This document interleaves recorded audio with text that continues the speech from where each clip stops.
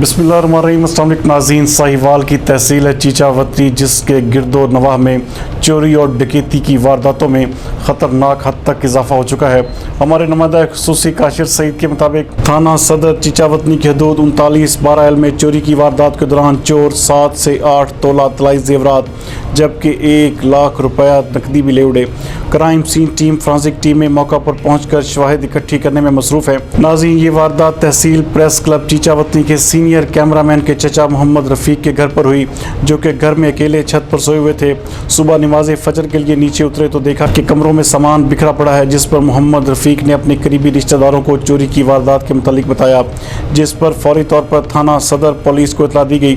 Police, تھانہ صدر، crime scene forensic ٹیموں نے موقع سے شواہد اکٹھے کر کے تفتیش کا آغاز کر دیا ہے۔